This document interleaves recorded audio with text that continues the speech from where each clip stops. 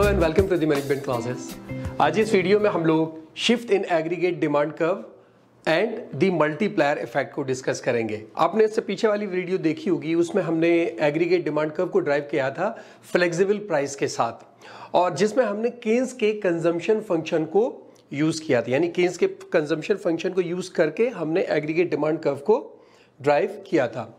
इस वीडियो में हम उसी मॉडल पर मल्टीप्लायर इफेक्ट को डिस्कस करेंगे। ठीक है, देखिए पहली बात ये, हम अगर शिफ्ट इन डिमांड की बात करें, एग्रीगेट डिमांड शिफ्ट करती है, तो हम ये बात जानते हैं कि प्राइस के अलावा कोई भी एग्रीगेट डिमांड का कंपोनेंट अगर चेंज होता है, यानी इनकम है, एक्सपोर्ट इंपोर्ट है, और कोई भी है, यानी प्राइस के अलावा जितने भी हमारे कंपोनेंट्स हैं एग्रीगेट डिमांड के, अगर वो चेंज होते हैं तो हमारा एग्रीगेट डिमांड कर्व शिफ्ट हो जाता है।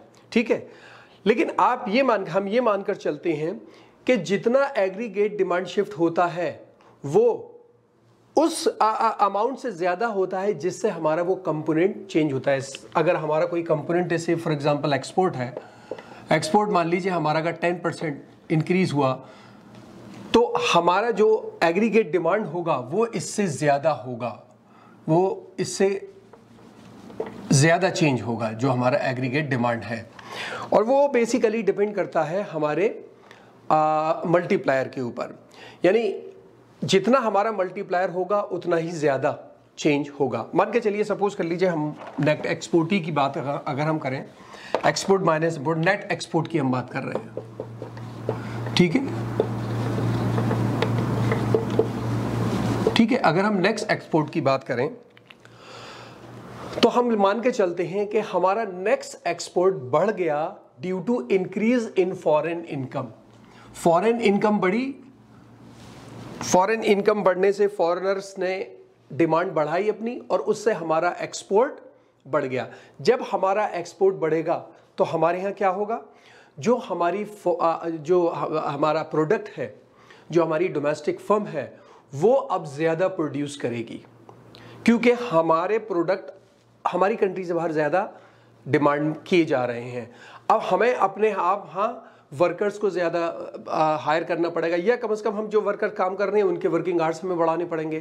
कुछ भी करें, लेकिन हमारी कंट्री के अंदर जो लेबर है उनकी इनकम बढ़ेगी। चाहे वो हम नई हायर करें तो नए लोगों को इनकम मिलेगी, या जो एग्जिस्टिंग है उनसे हम एडिशनल काम लें तो अभी इनकम बढ़ेगी।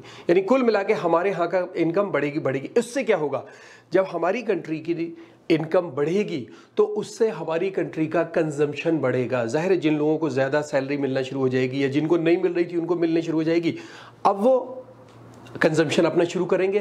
तो जब वो कंजम्पशन शुरू करेंगे तो जाहिर सी बात है उन सबका कंजम्पशन पहले से अब ज़्यादा हो गया, और इस वजह से जैसी कंजम्पशन बढ़ेगा हमारा जो एग्रीगेट डिमांड का है वो राइट की तरफ शिफ्ट कर जाएगा।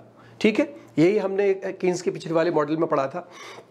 लेकिन यहाँ जो मेन बात है वो हम ये कहने वाले हैं कि जो हमारा शिफ्ट है, यानी जो हमारा एग्रीगेट डिमांड शिफ्ट होगा, वो जो एक्सपोर्ट की इनिशियल वैल्यू है बढ़ने की, उससे ज्यादा होगा, उससे ज्यादा होगा।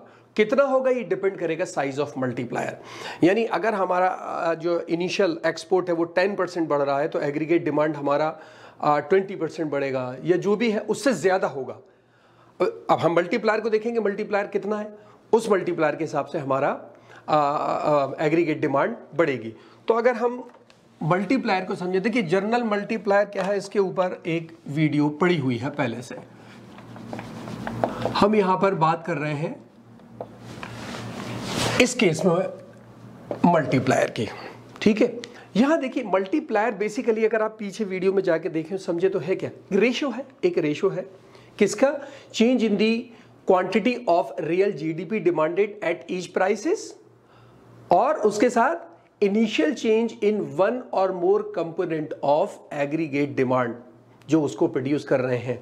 यानी हम एक रेशियो निकालते हैं, ऊपर रखते हैं change in the quantity of real GDP demanded at each prices, और उसको हम डिवाइड कर देते हैं इनिशियल चेंज इन वन और मोर कंपोनेंट ऑफ एग्रीगेट डिमांड। जो हमें फिगर मिलती है वो बेसिकली मल्टीप्लायर कहलाता है। यानी अभी हम अगर मल्टीप्लायर की बात करें, क्या होगा ये मल्टीप्लायर इक्वल टू क्या हो जाएगा, पहले change in real GDP demanded at each price. Change in real GDP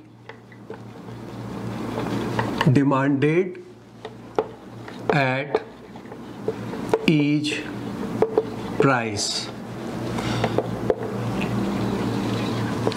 right और उसको हम डिवाइड कर देंगे initial change in component of aggregate demand. Initial change in component of aggregate demand. ये सिंपल हमारा एक फॉर्मूला है मल्टीप्लायर को कैलकुलेट करने का, यानी जो हमारी रियल जीडीपी डिमांडेड है एट ईच प्राइस, उसमें कितना चेंज आया है उसको हम डिवाइड करेंगे initial change in component of aggregate demand से, तो हमें हमारा मल्टीप्लायर मिल जाएगा. कंपोनेंट ऑफ एग्रीगेट डिमांड जैसे मैंने बताया कोई भी हो सकता है प्राइस के अलावा. हमारे केस में यहाँ पर नेट एक्सपोर्ट है, हम नेट एक्सपोर्ट को मान के चल रहे हैं कि वो हमारा एग्रीगेट वो हमारा कंपोनेंट ऑफ जीडीपी है यहाँ पर, जैसे हमारे जीडीपी या हमारे मल्टीप्लायर पर इफेक्ट पड़ रहा है. आप बात अगर करिए aggregate demand and aggregate supply model की, तो उसमें हमने मल्टीप्लायर को क्या किया था. देखिए aggregate demand aggregate supply model के अंदर जो मल्टीप्लायर हमने स्टडी किया था, हमने देखा था वो कोई एक नंबर है जिससे हम एग्रीगेट डिमांड की इनिशियल चेंज को मल्टीप्लाई कर देते हैं, और हमें मिलता क्या है, उससे जो हमें मिलता है वो बेसिकली अमाउंट होता है जिससे एग्रीगेट कर्व शिफ्ट होता है इनिशियल चेंज की वजह से.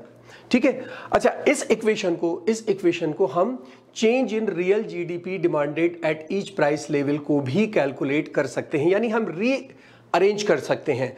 हम यहां पर आप कहना चाह रहे हैं कि जो हमें निकालना है वो हमें निकालना है चेंज इन, मैं इसको शॉर्ट में लिखूंगा, रियल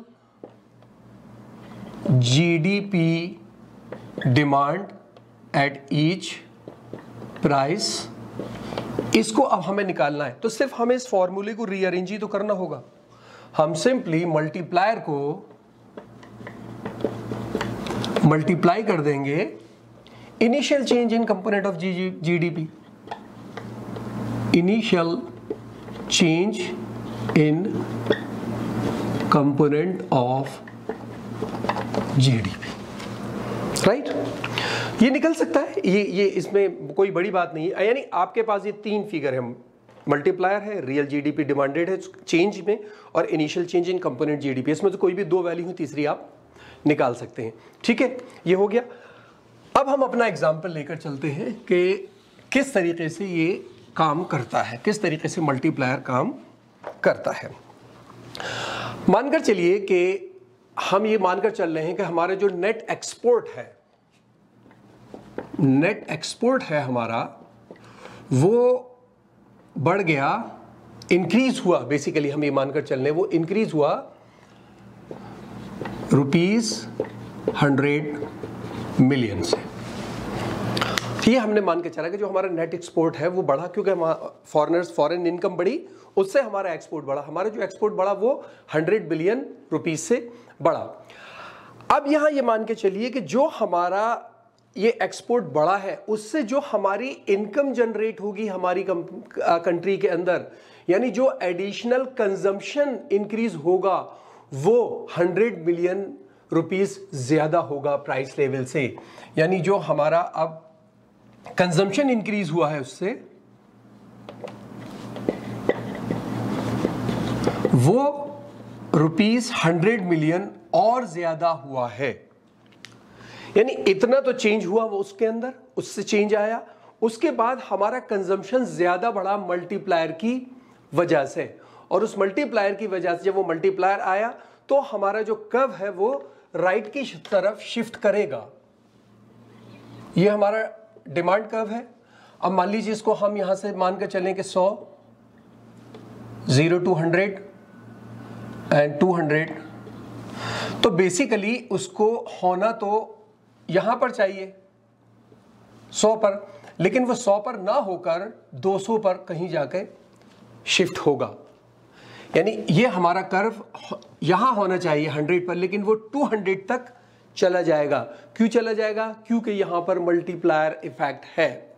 यानी जो हमारा अमाउंट है, जो इनिशियल इंक्रीज है इन नेट एक्सपोर्ट में, उसको हम मल्टीप्लाई कर देंगे मल्टीप्लायर से। यहां हम मान के चल रहे हैं कि हमारे जो मल्टीप्लायर है वो 2 कैसे निकल के आएगा 2? देखिए यहां पर ये हमारी 2 फिगर्स है। टोटल हमारा कंजम्पशन बढ़ा कितना?